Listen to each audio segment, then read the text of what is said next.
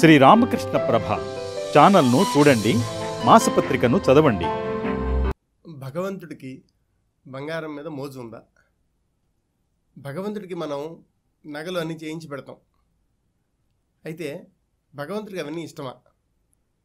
శ్రీరామకృష్ణ ప్రభ YouTube channel ప్రేక్షకులందరికీ నమస్కారం. ఈ రోజున శ్రీరామకృష్ణ పరమహంస జీవితంలో జరిగిన ఒక సంఘటనని మనం చెప్పుకుందాం. ఈ సంఘటనని ఆయనే ప్రత్యక్షంగా చెప్పారు. శ్రీరామకృష్ణ పరమహంస కలకత్తాలోని దక్షిణేశ్వర ఆలయంలో పనిచేసేవాళ్ళు. మనందరికీ తెలుసు ఈ విషయం. అక్కడ ఆయన పూజారి కింద పనిచేశారు. ఈ దక్షిణేశ్వర కాళికాలయాన్ని రాణి రాస్మణి అని ఒక జమీందారిని ఒక ఆవిడ స్థాపించారు, ఆవిడ కట్టించారు.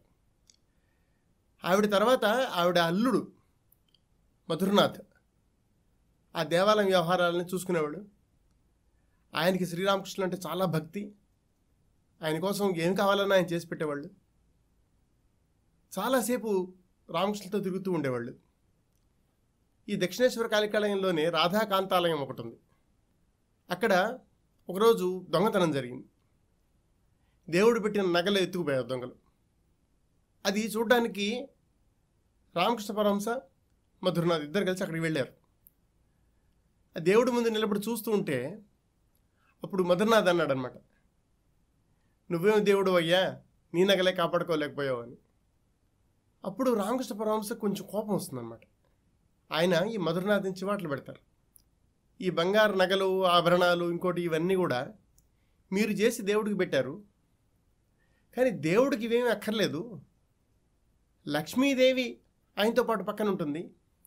అటువంటి మహావిష్ణువుకి మీరు నగలేం చేయించి పెడతారు? ఈ నగలు ఇవన్నీ కూడా ఏంటంటే మీరు సరదా కోసం మీరు తయారు చేయించిస్తున్నారు తప్ప భగవంతుడికి ఇవేం అక్కర్లేదు.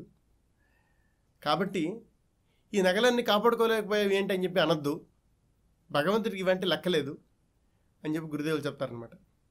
మనం సాధారణంగా మనకేమి కావాలనుకుంటాము వాటిని మనం భగవంతుడికి ఆపాదిస్తాం. ఈ విషయంలో మనం జాగ్రత్తగా ఉండాలి. ఇంకొక సందర్భంలో కేశవ్ చంద్ర సేన్ని గురుదేవులు ఒకసారి దక్షిణేశ్వరంలో ఉపన్యాసం చెప్పమంటారు అనమాట. ఒక చిన్న సభలాగా ఏర్పాటు చేసి కేశవ్ చంద్ర సేన్ అక్కడ చాలా చక్కగా ఉపన్యాసం చెప్తారు. అయితే ఉపన్యాసం అంతా అయిపోయిన తర్వాత గురుదేవులు ఒక మాట అంటారనమాట, నువ్వు చాలా బాగా మాట్లాడావు, చాలా మంచి విషయాలని చెప్పావు. అయితే భగవంతుడి ఐశ్వర్యాన్ని మీరందరూ పొగుడుతారు ఎందుకు? భగవంతుడిని వర్ణిస్తూ ఆయన ఈ సూర్యుడు, నక్షత్రాలు, చంద్రుడు ఇవన్నింటినీ తయారు చేశాడు, భూమిని అంతా తయారు చేశాడు, ఇలాగా సముద్రాలు తయారు చేశాడు, ఇంకోటి తయారు చేశాడు, ఇవన్నీ ఎందుకు చెప్తారు? ఇలా భగవంతుడిని వర్ణిస్తారు ఎందుకు? అలా వర్ణిస్తే భగవంతుడు ఏమేమి గొప్ప పనులు చేశాడో అవన్నీ మీకు ఇష్టం అన్నమాట. మీరు వాటి గురించి ఆలోచిస్తున్నారు.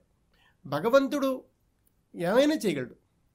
భగవంతుడి యొక్క ఐశ్వర్యం మీద ఎవరికైతే మోజు ఉంటుందో, రకరకాల వస్తువుల మీద ఎవరికైతే మోజు ఉంటుందో, వాటితో మనుషులు భగవంతుడిని వర్ణిస్తూ ఉంటారు. కాబట్టి భగవంతుడు ఎంత గొప్పవాడు అన్నది నిజమే. అయితే వాటి గురించి ఎక్కువ ఆలోచించొద్దు. అవి ముఖ్యమైన విషయాలు కాదు. మనకి భగవంతుడి మీద ప్రేమ కలగడం, మనకి భగవంతుడు అర్థం కావడం, ఆ భగవంతుడు మనలోనే ఉన్నాడన్న విషయం మనకు అర్థం కావడం, ఇవి ముఖ్యమైన విషయాలు. భగవంతుడి ఐశ్వర్యం ఎంత గొప్పది అన్న విషయాన్ని గురించి ఆలోచించి అంత ప్రయోజనం లేదు అని చెప్పి శ్రీరామకృష్ణ పరమహంస చెప్తారు. శ్రీరామకృష్ణ పరమహంస చెప్పిన మరొక కథతో మళ్ళీ కలుసుకుందాం. అంతవరకు సెలవు. నమస్కారం.